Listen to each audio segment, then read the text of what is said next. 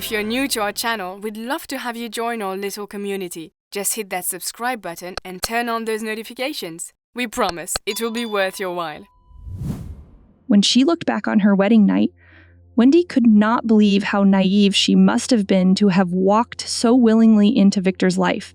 She could not blame Victor for making the most of the opportunity she unknowingly provided. Deep down, she knew she only had herself to blame for triggering the sequence of events that drew her into the silken clutches of his domineering mother. It all started just weeks after Sam graduated. Unlike a lot of graduates in the late 20-teens, Sam's skill set was in demand, and he had been fortunate enough to have been offered a very good job working as a translator in the city even before he left university. Although he was being well paid for a recent graduate, Sam could not afford to live in London. So he posted on Facebook that he was looking for somewhere to live in the home counties area. A few days later, he got a response from Victor VC's Barford, a former housemate who said he was working for his family's business, and they had flats available in a recently renovated building within commuting range of the city. After a couple of weeks of suitcase living, Sam was getting desperate and messaged Victor saying he would take it. It turned out on the surface to be a good decision. The rent was half the price of even a bedsite in London, and Victor's family were good landlords, in comparison to the student accommodation where Sam had lived when it could take weeks for a response now. On the odd occasions when there was a maintenance issue, he just phoned Victor's office and it was repaired without delay. Sam had been living in his new flat for about 9 months, and he completely forgot that Vic was coming around to do the gas safety tests. As the bank where he worked did not pay overtime, any extra hours had to be taken back before the end of each month. After finding his feet in his job, Sam found that he was usually able to take his hours back on the last Friday of the month. And this month was no different. Having completely forgotten about the inspection, Sam was giving his flat a good clean when Victor, expecting him to be at work, used his master key. With the vacuum cleaner going, Sam was completely oblivious to Victor's arrival until he caught him prancing about with the Hoover dressed like a girl. Sam had started cross-dressing after a drunken deal with Victor's then-girlfriend in his first year. Ever since he moved into the house, she had been teasing him about how unfair it was for a boy to have legs like his. And when the college's Halloween fancy dress party came around, she offered Sam a takeaway dinner in exchange for letting her dress him up in a Star Trek dress. The party was great fun, and Sam really enjoyed the thrill of being mistaken for a girl.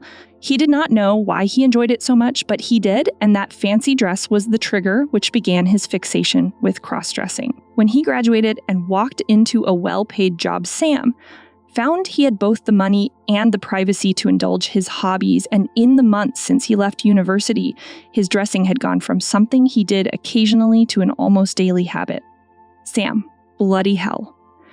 Vic exclaimed in delight looking at Sam wearing a cute dress, an apron and heels you look better than Claire ever did dressed like that. Although on the surface, Victor came across as totally heterosexual, a childhood spent at boarding school had left him with certain bisexual tastes that, after a holiday in Thailand the summer before he met Sam, tended towards convincing cross-dressers and transgendered girls, and that made Sam's feminist alter ego a very appealing prospect. Having shared a house with Sam for a year, Victor felt he knew him pretty well and was not in the slightest surprised to find out he was a cross-dresser. He had never forgotten Sam's face when he saw himself after Victor's then-girlfriend had first dressed him up, or how much his rather nerdy housemate had enjoyed that first party. Even more tellingly from Victor's point of view was that after that first party, it had never taken a lot of talking to get Sam to do the same for every fancy dress party during the year they shared a house, and left him with a suspicion that he liked it a lot more than he admitted. It was Sam's willingness to dress up at those college parties that motivated Victor to respond to Sam's post about needing somewhere to live. Although he knew he was probably flogging a dead horse, Victor's offer of a flat had been to a degree motivated by his suspicions that there was a good chance that he was a cross-dresser. At the time, he did not have a clue how to find out if Sam was one, but it was the chance of finding out that made Victor offer him the flat at a significant Mat's discount. Seeing him stood there, Sam panicked and was about to run for his bedroom until Victor grabbed his arm and said with a grin, "Relax, Sam. I'm not offended, shocked, or surprised. I've known for years that you liked cross-dressing. After all, it's not like I've never seen you in a dress before, is it?" He chuckled. "And I've got to say that you still look smashing wearing one. Hell, I wish more women would dress like that to do their housework."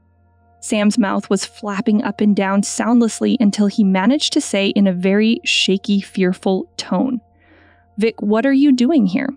"Is that gas check I emailed you about." He held up his meter and tool bag. "Mother gets a little sniffy about it because she thinks it beneath me, but it's a job I really enjoy doing myself." He chuckled, "Mostly so that I know they have been done properly and I didn't spend 3 bloody years doing a BNG before I did my MBA just to be a sodding manager." He pointed at the kitchen. "May I?" Sam was blushing like a traffic light and nodded. Giving Sam a very pleased smile, he added, "Thanks, any chance of a mug of tea because I'm gagging?" "Or yes, God, I love the sound of a high heels." Vic chuckled, enjoying the sound of Sam's heels as he followed him into the kitchen. After Claire went back to college, she got all militant and refused to wear heels or anything else I liked seeing her wearing, come to that. He pulled a face, adding, "She got into all that third-wave feminist claptrap and started twittering a load of bollocks about how women were expected to dress was all an invention of the patriarchy intended to restrict and restrain women from fulfilling their potential." Sam was already thinking about moving out when Vic added, giving him a longer look as he took the stove apart. "You know, I bet you're about her size because when she dumped me for a bloody woman, she left most of the feminine things I got her at my place. It's all still there." He grinned winningly. "If you want, you're more than welcome to come over to my gaff sometime and winnow through it and have any of it you like, Sam." "Oh," Sam said, saying the first thing that came into his head. What happened? Inside Sam was a mass of confused thoughts as he tried to come to terms with being busted, and then offered a lot of clothing, all the while asking himself how he could have been so bloody stupid as to get caught. "Well," Vic said as he checked the oven, "we met when I started working for the business after I got my MBA. Claire was this really good-looking secretary in the office, so I gave her the old sliver-tongued cavalier routine and we started going out. Anyway, everything was sweet for a year or so, until the year before last when I made the biggest bloody mistake of my life." He laughed self-mockingly. "She was moaning about feeling trapped as a secretary because she did not have a degree, and I suggested encouraged her to go back to university and get one to widen her opportunities." "Did she?" Sam asked. "Oh yeah," Vic said. "You met my mother, didn't you?" Sam nodded. "Yeah, at your dad's funeral in my second year and felt she was kind of fierce." "That's being polite about it," Vic laughed. "Anyway, if you've met her, you know what she's like, and although Claire was a smashing bird, great looking and very bright, Mother felt she was academically unsuitable until she found out that she was going to university. And then, as far as Mother was concerned, the sun was shining out of Claire's arse. So there was me thinking I'd cracked it. I had finally found a good-looking bird of whom Mother approved, and it was a case of here we go, future all sorted. Well, that was the plan until her fucking course tossed a spanner in the works. When one of the optional modules in her first year turned out to be gender bloody studies, and that got Claire into all that feminism bollocks. I knew it was all just a crock of shit, Vic said, reaching the main valve, and like any sane person, I thought she would get over it. But I was wrong because Claire was swallowing the lot. That bloody module went and turned her from pretty much my ideal bird into a fucking carpet muncher. Not that I knew she was going that way until this time last year when she bloody well turned around and dumped me for a bull dyke at the college. Talk about a kick in the teeth. Sam had to laugh as he made a couple of mugs of tea. Victor had always been an entertaining raconteur. Anyway, when Claire fucked off with the dyke, she left a walk-in closet of clothing, shoes, lingerie, and God knows what else at my place. A lot of the modern stuff I got her in the year we were together while she was at college is still in the bloody wrappers. And then we have probably a wardrobe's worth of the vintage outfits I got her because before she turned into a muff diver, she loved getting all dressed up in period gear for vintage car club events. Oh, Sam said, feeling a fizz of excitement. He had a liking for period and vintage clothes. What's dressing up in period clothes got to do with your old car? Cars these days. I've got a few, Vic said, with a laugh as he screwed a gauge onto the gas outlet. I've still got that MGA I had at college, he said, nodding at the reading. It's still just as unreliable, but I do love that bloody thing, probably because it was my first car. Anyhow, since then, I've built up a bit of a collection. My oldest and latest on the road is an American 1908 Rambler, which Ronnie, a friend of mine in the vintage club, restored for me. Ronnie and his Mrs. run a restoration business in Somerset. And I've been taking my cars to him ever since Ronnie did an amazing roadside repair on Father's old XK150 Jag. The year after I got my master's, I think you saw it when Dad picked me up one time from university.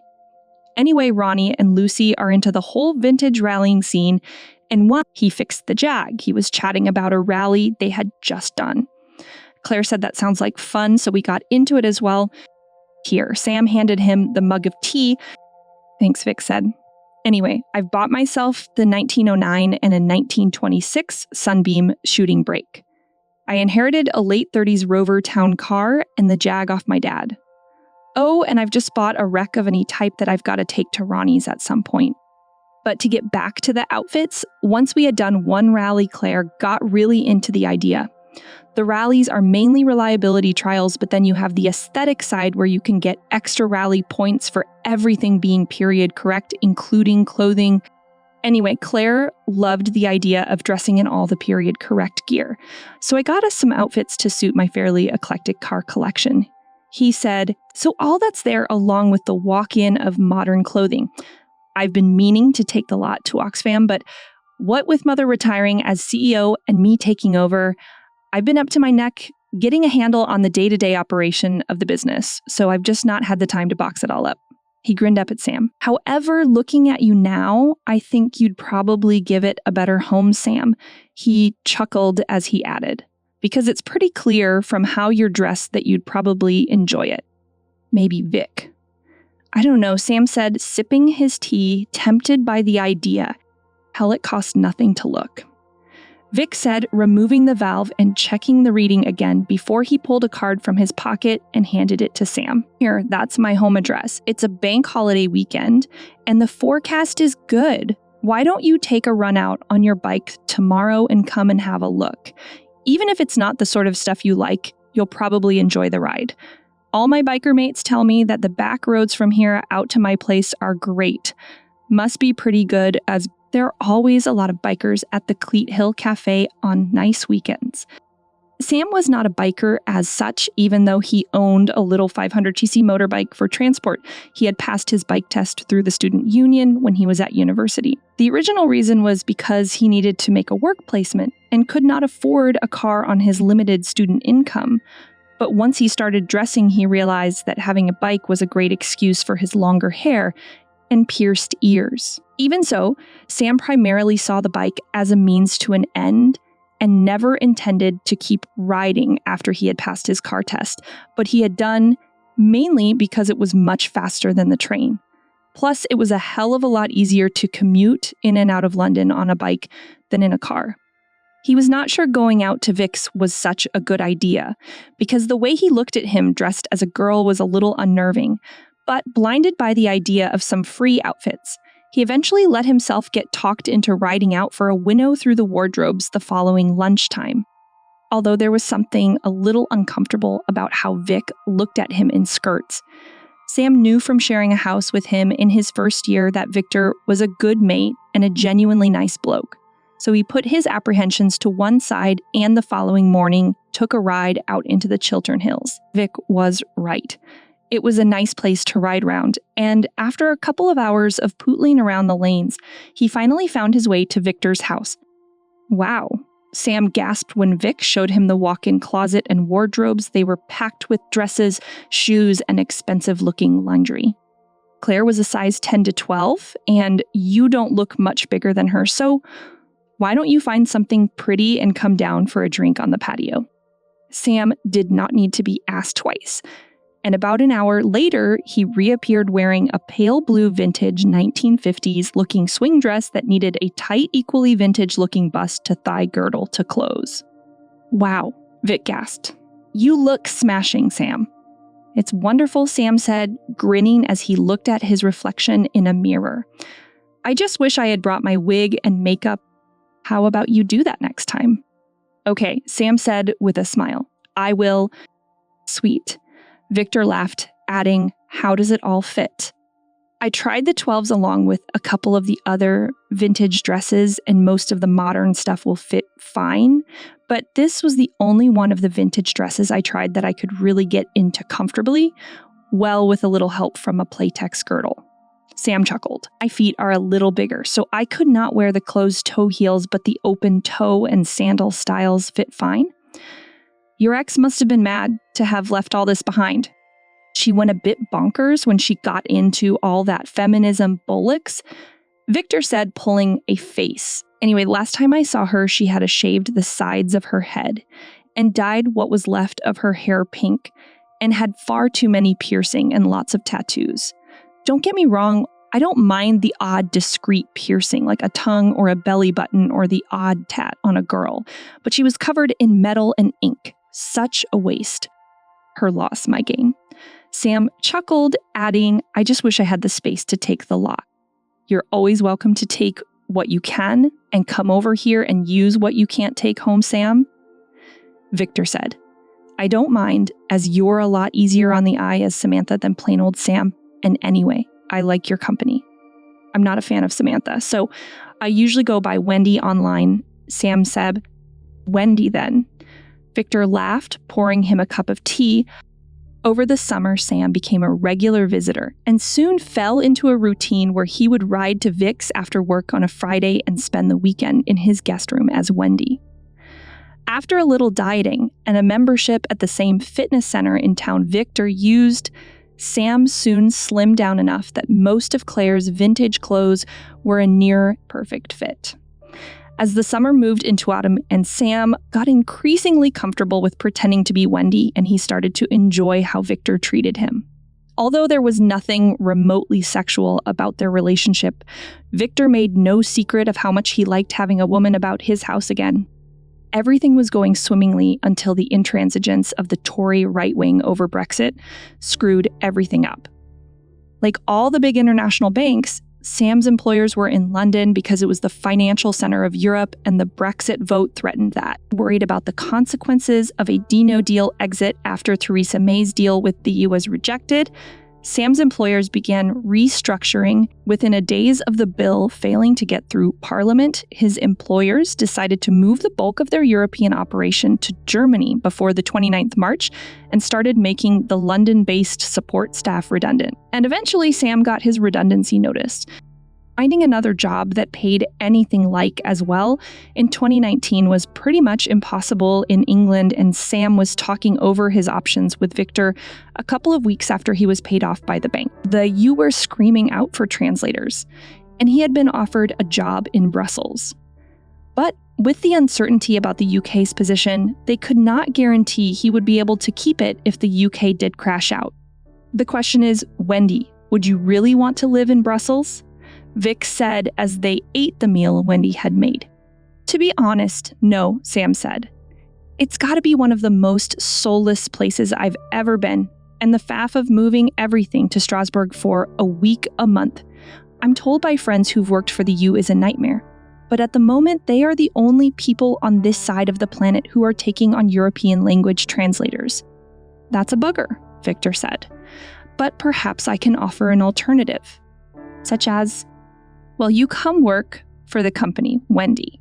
We've been paying a fortune to get technical documents translated, and since Mrs. Mick moved to be closer to her daughter, I've been looking for a housekeeper to come in a couple of days a week. Since we clearly enjoy each other's company, you could always keep busy as my housekeeper as well as translating for me until the economy picks up. I'll pay you a couple of £100 a week through the company. And if you move into your room here from your flat, you won't have any living costs. So you'll have roughly same disposable income. Hey, that would be fantastic, Victor. Sam exclaimed, unable to see the trap opening before him. Sam moved in as Victor's housekeeper and occasional document translator.